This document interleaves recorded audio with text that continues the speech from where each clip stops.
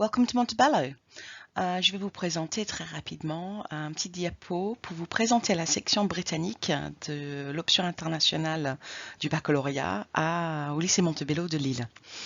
Il existe 3 sections à Montebello, donc espagnol, italien et britannique. La section britannique existe depuis 2008 et on accueille 48 élèves tous les ans. L'OIB, ou Option internationale du baccalauréat, version britannique, est connue au lycée comme les SIB, donc les sections internationales britanniques. Mais malgré ce nom, c'est en rien une option. C'est vraiment un baccalauréat international. On s'y engage pour 3 ans d'études avec 6 heures supplémentaires dans la section. Les élèves, en fait, font toutes les matières et horaires habituels d'un élève de seconde et on rajoute 4 heures de littérature et 2 heures d'histoire-géographie en plus en anglais. C'est un parcours défini conjointement entre Cambridge et l'éducation nationale. Et les élèves, tout au long de leur parcours, surtout à partir de la première, sont évalués comme des anglophones qui étudient dans leur pays d'origine. L'année de seconde est surtout une année d'initiation pour beaucoup à la littérature, c'est-à-dire la poésie, le théâtre, des romans et surtout du Shakespeare sont à l'honneur. En histoire-géographie, on a une approche vraiment biculturelle qui met l'accent sur le débat et le travail de groupe. C'est vraiment une autre manière de travailler par rapport aux habitudes de beaucoup d'élèves. En première et en terminale, les choses se corsent un petit peu.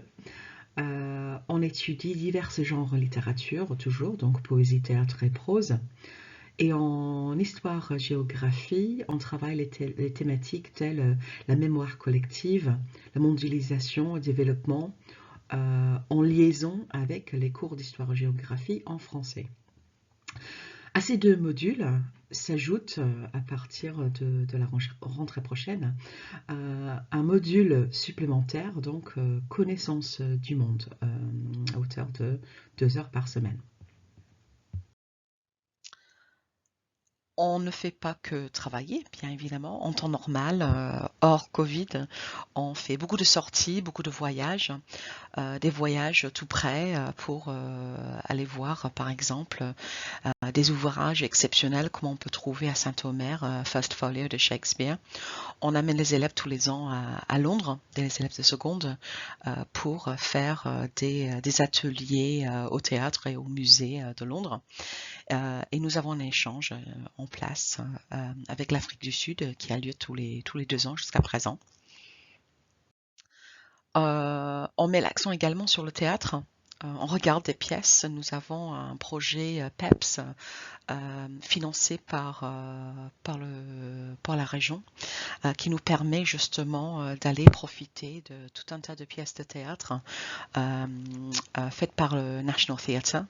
Pareil, en temps normal, on va aller les voir au Kinépolis de l'Homme sur grand écran. Actuellement, on a modifié un petit peu les modalités afin de pouvoir accéder à ces ouvrages de la maison ou des salles de classe. On regarde du théâtre, mais aussi on en fait. Donc un des projets pour l'année de seconde, c'est effectivement de mettre en scène la pièce de Shakespeare qui s'étudie pour le plus grand plaisir des parents. On participe également dans les débats à Montebello depuis 6 ans. Au-delà de 6 ans, nous avons le club Moon, donc modélisation des Nations Unies. Donc c'est un club de débat sur le modèle de l'Assemblée des Nations Unies, qui a pour but vraiment de former les participants au débat et à la recherche approfondie en géopolitique sur des thèmes précis qui changent tous les ans. C'est un projet avec le lycée wallon de Valenciennes qui est en place depuis au moins 6 ans pour effectivement faire venir des étudiants de toute la France pour participer dans ces débats. Quels élèves cherche-t-on pour cette section ? Donc bien évidemment, les élèves qu'on recherche doivent avoir un très bon niveau en anglais, à l'oral comme à l'écrit, vu qu'ils vont être évalués en tant qu'anglophones à partir de la première. Il faut vraiment y arriver avec des bonnes capacités au début. On a besoin des élèves qui sont capables à gérer une charge de travail particulièrement importante et qui vont apprendre petit à petit à vraiment hiérarchiser leurs priorités. Euh, on a besoin des élèves curieux du monde et curieux des méthodes de travail anglophone. Des élèves qui prennent du plaisir à travailler, qui prennent du plaisir à lire. On va étudier au minimum 9 ouvrages sur ces 3 ans.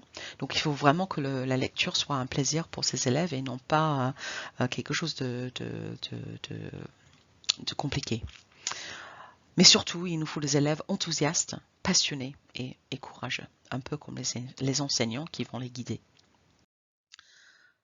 Quelle plus-value alors pour ces élèves qui acceptent le défi de 6 heures de plus d'enseignement vraiment différent? Ils vont baigner vraiment dans un environnement biculturel grâce aux 3 professeurs de littérature natifs. Et à la fin, justement, de ces 3 années, les élèves vont nous quitter avec un niveau de langue vraiment proche du bilinguisme. Les élèves retrouvent une réelle ouverture d'esprit grâce aux enseignements qui vont suivre. Et ils apprennent différentes approches de réflexion, de méthodologie grâce à 2 systèmes éducatifs. Ils apprennent à prendre du recul par rapport aux informations apprises en histoire-géographie, par exemple, enseignées à la fois en anglais et en français. Ils apprennent à s'exprimer avec un avis à la fois personnel et informé. Ils apprennent l'autonomie dans le travail et dans l'organisation qui vont leur servir, peu importe leur parcours après. À partir de la rentrée scolaire 2022, l'OIB évolue et devient le BFI, donc le baccalauréat français international.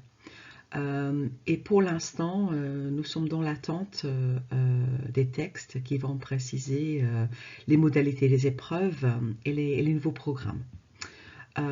Mais ce qu'on peut vraiment dire pour l'instant, s'il n'y a plus d'ambiguïté, c'est en rien une option, mais vraiment un baccalauréat international avec le principe de substitution pour histoire-géographie et première langue vivante, auquel on rajoute cette module supplémentaire, la connaissance du monde.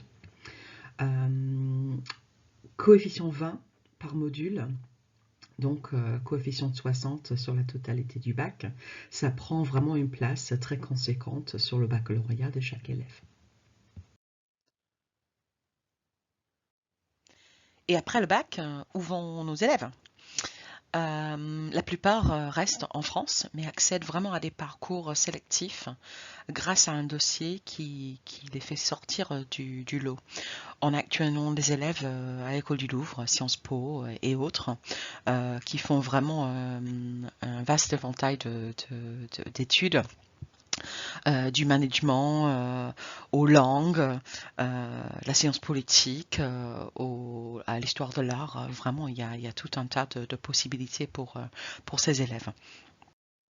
D'autres élèves décident de quitter la France pour faire leurs études, par exemple au Royaume-Uni, même si le Brexit a rendu ceci un peu plus compliqué, surtout financièrement. On a encore des élèves qui trouvent leur compte au Royaume-Uni. D'autres élèves décident de rester dans l'Union européenne, mais de continuer un parcours anglophone, aux Pays-Bas ou en Irlande par exemple. La loi internationale à Leiden ou les études pour devenir sage-femme à Dundalk pour en citer que 2. De plus en plus d'établissements acceptent l'OIB comme preuve de langue et nos élèves n'ont plus le besoin de faire des tests de langue supplémentaires coûteux et contraignants. Avoir fait l'OIB facilite à la fois l'admission dans ces établissements et les cours une fois arrivés. On a des élèves qui nous quittent pour aller encore un peu plus loin. On a des élèves cette année en Canada et aux US également.